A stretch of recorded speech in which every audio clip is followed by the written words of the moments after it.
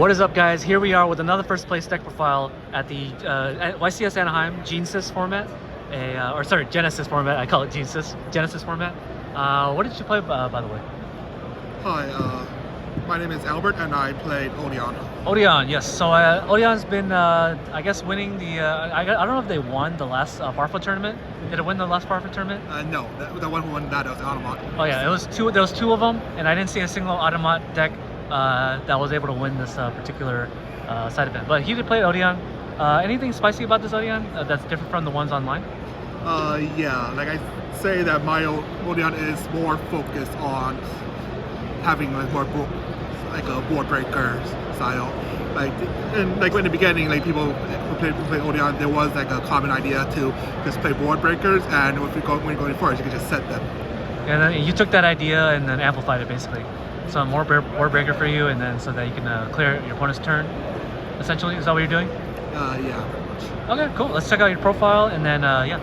Okay, so first off, the old man. Want to put it upside down? Really easy. Put it upside down like this. Thank you. So for those of you who don't know what it does, when it gets normal summon, you get to add a Temple of the Kings or a spell trap that mentions it. Yep, it's pretty much the linchpin of the deck. Okay, cool. And afterwards, I am playing 3 Anubis the Last Judge. Is it normal that they play 3? Yeah, it's usually normal to play 2 or 3. You play 3 in Genesys because there's not really a lot of side engines or like terraforming to search as well. Okay. So what Anubis does is that it just sends it to graveyard to search after mark. Yep. And also it has another effect in the graveyard that if you have 3 or more traps with different names, you can shuffle you can put 2 of them to the bottom of the deck to summon it. Okay, cool. Big body. And it's out once per turn either, so you can use it a lot. Okay, cool. Afterwards, I have 1 Merciless Scorpion or Circuit. You can summon it when Temple of the Kings is on the field, but banish a level 10 or higher monster. But in this case, it's Anubis the Last Judge. Oh yeah, he's level 10, huh? Yep. And then you can search 1 spell that mentions Temple of the Kings or Temple of the Kings itself. Okay, so what are you searching for? Well, we'll get there, right? Yeah, we'll get there. It also has an effect on the field where you can battle and it can just destroy that opponent's monster before damage calculation, which does actually make it really useful in getting over like big threats. Yeah. And then we have 3 Dual Lock Perk. This is the only hand trap I'm playing with. I see everyone main decking this card, so it's very common. Yeah, I mean, during the mirror match, I'm assuming? The expectation is that you have a lot of combo decks. I feel like Droll is probably like the most effective. It's usually the most effective one, and it's just like 5 points, so it's cheap, pretty cheap. Cheapest one, yeah. Cheapest good hand trap. And then the other part of the engine is 3 treasures and 1 temple. The treasures is usually what man searches, and it's a really powerful field spell. When you activate it, you can set 1 Apophis trap. And then when you have 2 or more set cards or 1 trap in the graveyard, you can add 1 monster that mentions Temple of the Kings. Okay, sweet. So and then Temple of the Kings, I mean, I guess everyone knows about it. You can just activate 1 trap with the same turn it's set. Pretty self-explanatory. Okay. Simple card. Only 1 trap? Yep. It used to be every trap that they got banned for this guy. Yeah, we broke it. We will be opening registration for a limited number of Genesys qualifiers will start promptly at 9 a.m. tomorrow morning. If you would like to register, though, you can do so on website.com. Once again, we'll be running a limited number of Genesys qualifiers starting tomorrow morning at 9 a.m. The registration is done on events.com. If you win the event, you get a Starlight Rare. First and second place also get the brand new Genesys team net and qualifying for the Invitational tomorrow. As a reminder, if you finish first or second or not Invitational, you cannot win another qualifier. That registration is open now. As you know, events are for tomorrow starting at 9 a.m. Alright. And then for the continuing with the spells, 3 Pot of Extravagances. Yeah, it's a free point card, 3 draws. Yeah, might as well. Yeah, above grade. And then afterwards, I have board breakers. Okay. I am playing. Skip line. I am playing 20 Bucket Eclipse. 3 droplets, 3 Dark Lord No Mores, and then 3 Evenlies. Okay.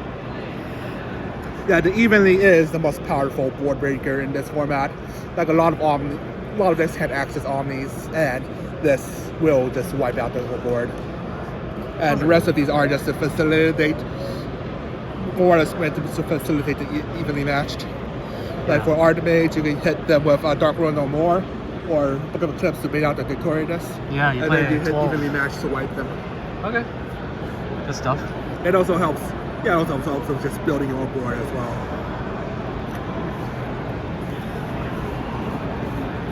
Now onto the traps. Okay.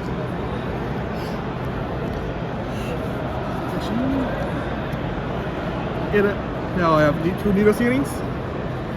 This card is when you have, if there are 4 or more monsters on the field, you can destroy all face-up monsters. Good job. Yeah, it's a really neat hand trap in Odion because of Man of the Mark. Because Man of the Mark has an effect that if Temple of the Kings is on the field, itself and opponent's monsters on the field cannot be destroyed by card effects. And then,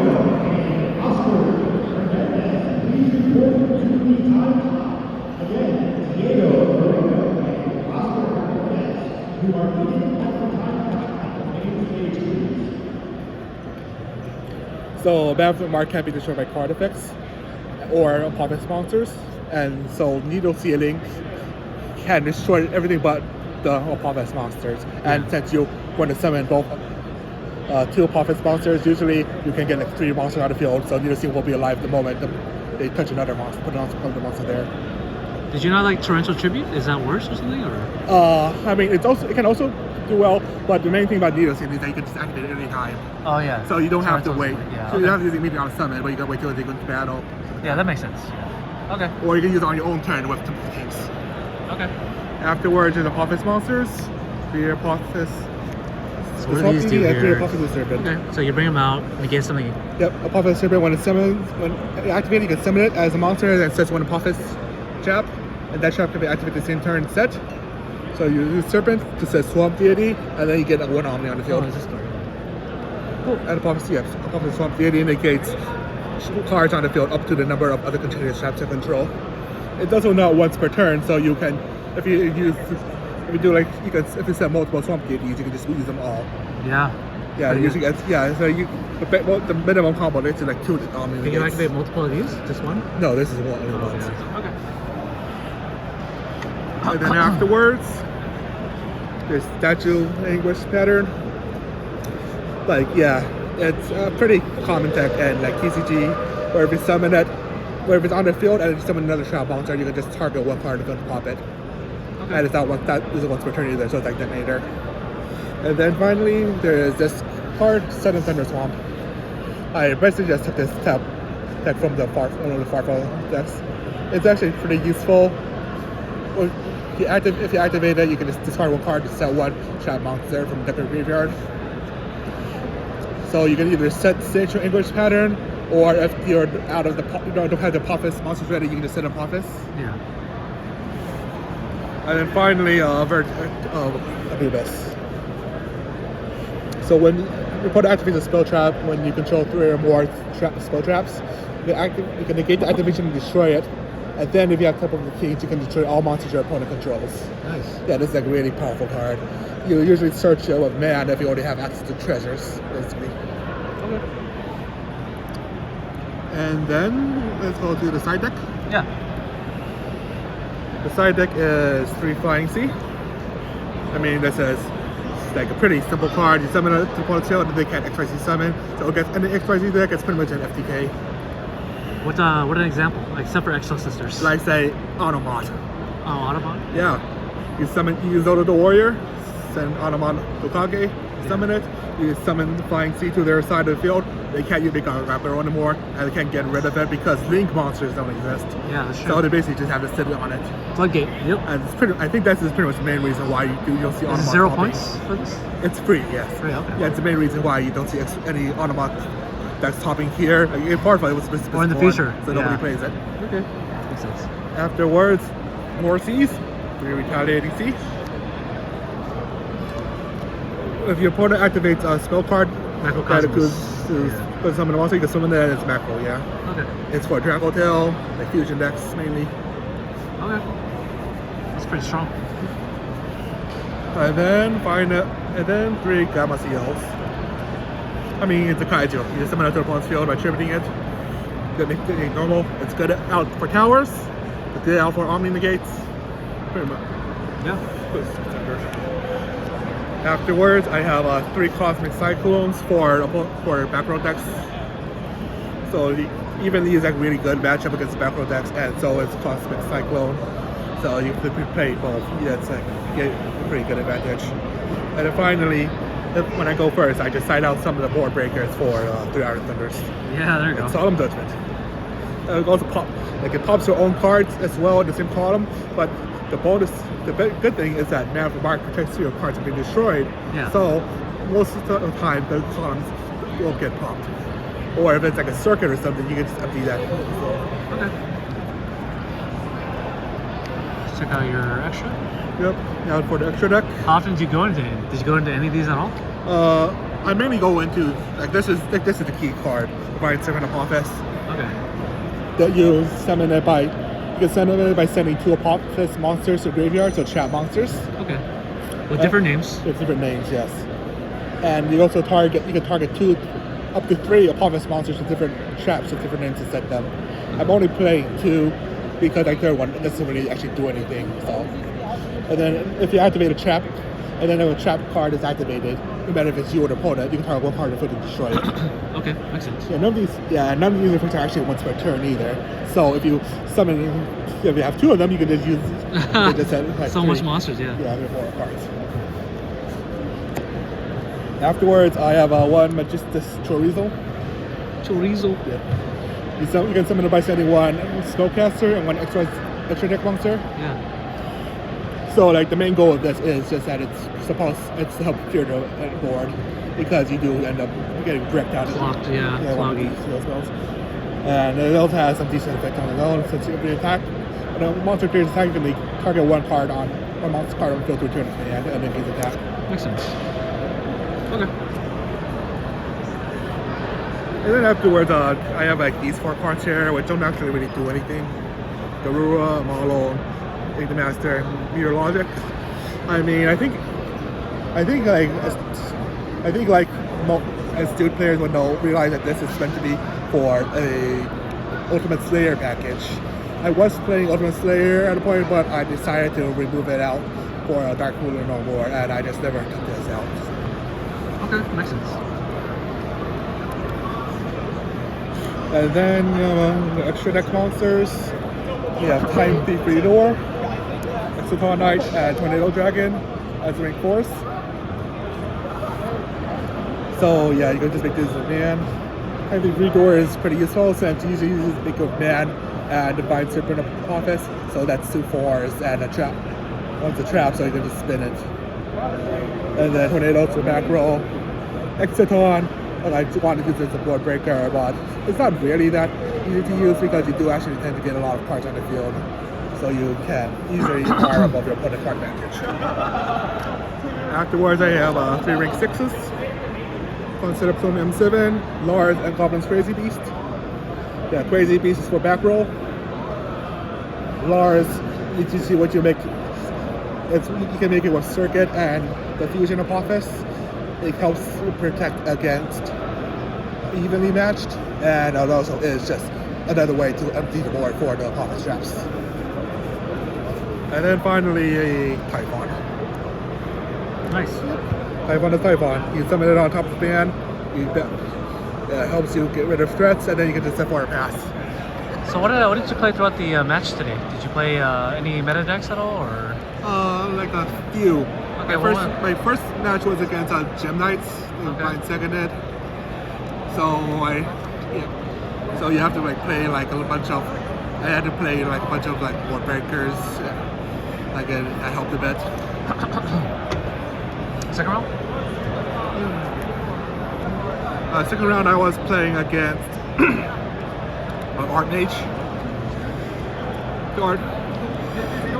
The Archmage deck was like pretty. The Archmage deck is like was like pretty difficult, but in the first match, I did end up. I was going second, and I managed to beat them, and so I think it went pretty well. Third match was against the Exo Sisters. Yeah. Did they D-shifter you? Yep. This deck doesn't. Yeah, but this deck does have.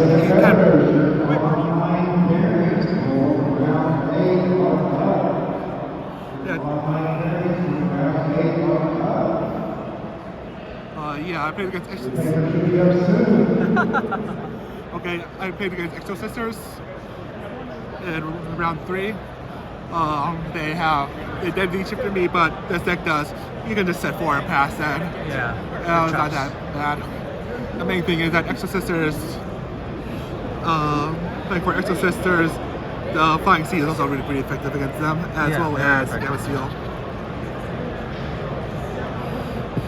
Although like game 3 there, also just mainly Breck, so never actually got a chance to Flying Sea either. Yeah. And then for the final match, I faced against Mimigul. The what? I faced up against Mimigul. Mimigul. Yeah. The game is actually on feature right now. Okay. So check it out, guys. Yeah, you guys should go check it out. It's a really interesting match, I promise. Okay, show me your favorite combo for Odion. I want to see what this deck is capable of. I mean, something combo simple. is pretty much standard. Yeah, very 1 card standard. combo for man. You don't want a man. Okay. Activate the effect. I'll put it upside down. Yeah.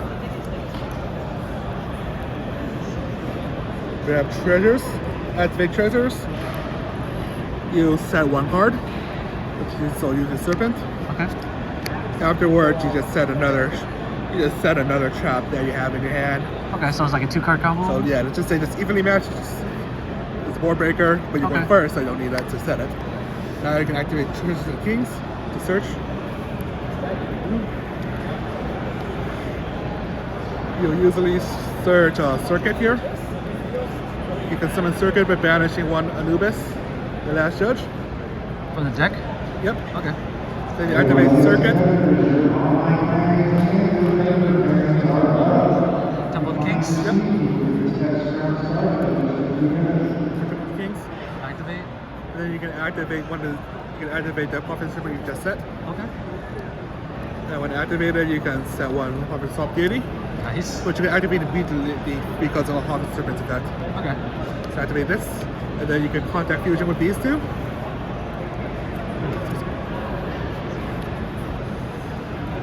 Or a Divine Serpent Apophis. Nice. And then you activate these. And you set them back. To set these 2 back. Okay. And then on your opponent's turn, is this the end? Huh? Is this the end board? No, like you can leave it here if you have like additional, if you have like access to like additional Divine Serpent of Apophis, for example, a swap deity, for example. Okay. And you set that. You usually want to overlay these 2 to make Lars. Oh, I see. This way. Yeah, this way you can activate both of the.